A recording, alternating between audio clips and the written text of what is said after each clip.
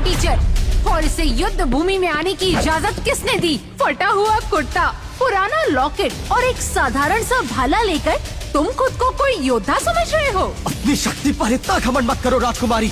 आज मैं चाहूँ तो तुम्हें इसी मैदान में हराकर साबित कर दूंगा कि असली योद्धा कौन है। आखिर कैसे एक कमजोर लड़का बन गया ब्रह्मपुरी का सबसे शक्तिशाली योद्धा? एक रहस्यमयी गुफा में उस लड़के को कौन सी जादुई किताब मिली? आखिर कैसे हुआ ये चमत्कार? और कौन थी ये घमंडी राजकुमारी जो भरे मैदान में इस योद्धा को गालियां दे रही थी? जानने के लिए अभी डाउनलोड कीजिए पॉकेट FM और सुनिए ये रोमांचक कहानी ब्रह्म योद्धा द डिस्ट्रॉयर। तेरी इतनी औकात नहीं कि तू इस मैदान में कदम रख सके और तू जुबान चला रहा है। पता नहीं तू किस गंदी नाली का कीड़ा है। राजकुमारी के मुंह से निकले ये अपशब्द तीर बनकर विद्युत के सीने में उतर गए। उसकी मुट्ठियां भींच गईं और गुस्से से आंखें लाल हो गईं। मैं अपने माता पिता का अपमान जरा भी बर्दाश्त नहीं करूंगा। ये कहकर गुस्से में विद्युत ने अग्नि का गोला तैयार किया और झटके से राजकुमारी की ओर फेंक दिया। मगर राजकुमारी ऐश्वर्या सिर्फ नाम की राजकुमारी नहीं थी, वो युद्ध कला में निपुण थी। उसने सिर्फ एक हल्की सी मुद्रा बनाई और विद्युत का अग्नि गोला हवा में ही रुक गया, फिर अचानक ही धुएं में बदलकर गायब हो गया। पूरा मैदान फिर से हंसी और उपहास से भर गया। दरअसल इस शक्ति स्थल पर ब्रह्मपुरी राज्य की सबसे बड़ी प्रतियोगिता होने जा रही थी, जहां जीतने वाला योद्धा बनता था राज्य का रक्षक और उसे उपहार में मिलता था अपने पूर्वजों की रहस्यमयी गुफा में जाने का मौका और कई अलौकिक शक्तियां। लेकिन ये मुकाबला लड़ने का हक सिर्फ ब्रह्मपुरी राज्य के लीडरों और उनके शिष्यों को ही था और विद्युत उनमें से कोई नहीं था। न वो किसी बड़े लीडर का बेटा था और न ही उसके पास कोई गुरु था और न ही दौलत थी जिससे वो कोई शक्तिशाली हथियार खरीद सके। वो तो बस एक मामूली सा लड़का था जो कि अपने दम पर इस शक्ति स्थल पर पहुंचा था और यही बात राजकुमारी ऐश्वर्या को चुभ गई थी। इसे मैदान से बाहर फेंको, इसका यहाँ कोई काम नहीं। राजकुमारी के आदेश पर सैनिकों ने विद्युत को मैदान से बाहर कर दिया, लेकिन विद्युत की आंखों में अब भी वही ज्वाला थी।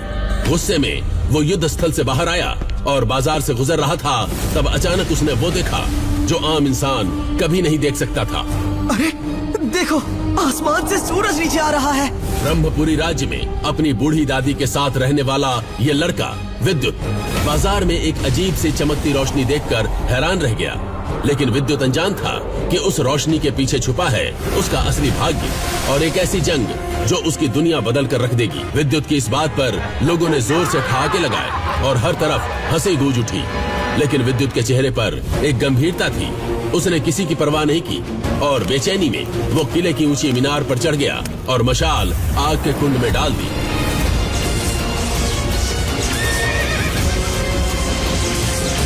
ये देखकर राज्य का रक्षक ऋत्विक वेदा हवा में उड़ते हुए वहां पहुंचा और तभी आसमान में दिखा वो जलता हुआ सूरज जैसा गोला जो असल में था राज्य का सबसे बूढ़ा और शक्तिशाली योद्धा सिल्वर थामा। ऋत्विक वेदा तुरंत हवा में उड़कर उस जलते गोले को रोकने पहुंचा, जिससे दोनों वीर आमने सामने आ गए। एक रहस्यमय योद्धा मुझसे मेरा अग्नि ग्रंथ छीनना चाहती थी, पर मैं यह ग्रंथ इसके सच्चे वारिस को ही दूंगा। यही वजह है कि हम दोनों के बीच युद्ध छिड़ गया। तभी अचानक थामा का पीछा करती रहस्यमय योद्धा ने उस पर तीर से वार कर दिया और ग्रंथ थामा के हाथ से फिसलकर नीचे गिर गया और भीड़ में अफरा तफरी मच गई। वेदा ने मौका पाते ही ब्रह्मपुरी राज्य का रक्षा कवच एक्टिवेट कर दिया और थामा को साथ लेकर नीचे उतर आए।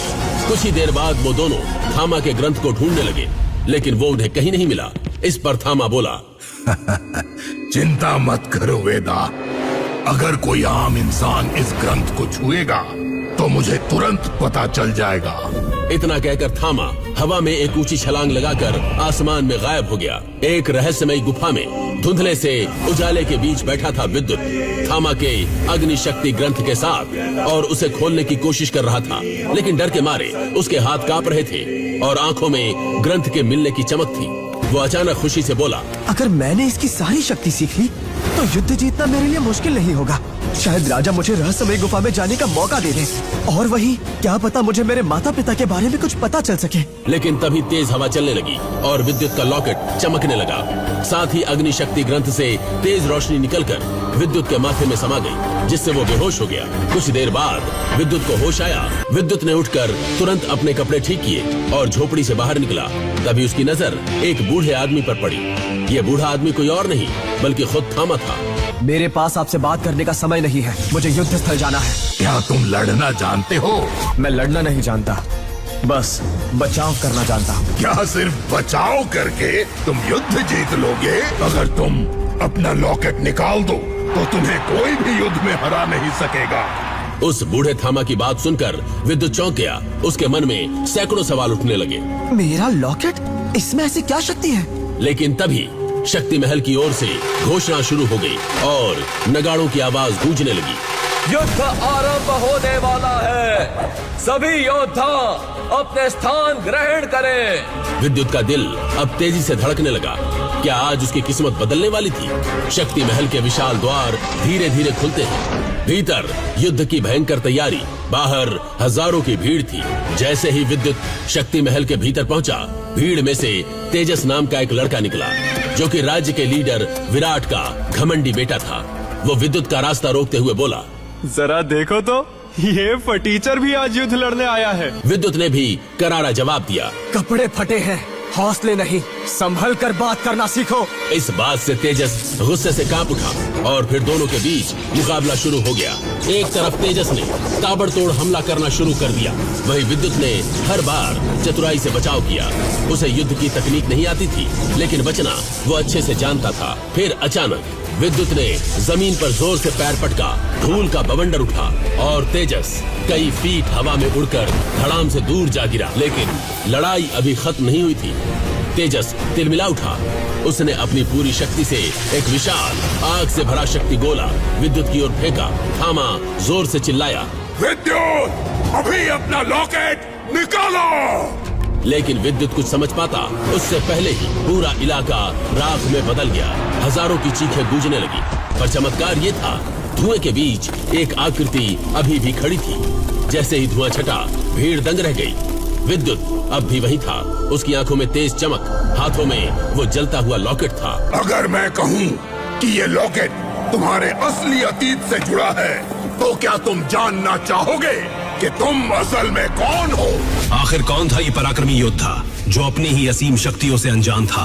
आखिर कौन से गहरे राज छुपे थे विद्युत के अतीत में? क्या वो इस बदतमीज तेजस का घमंड तोड़ पाएगा? जानने के लिए अभी डाउनलोड कीजिए पॉकेट FM और सुनिए जादू और रहस्य से भरी ये रोमांचक कहानी, ब्रह्म योद्धा द डिस्ट्रॉयर।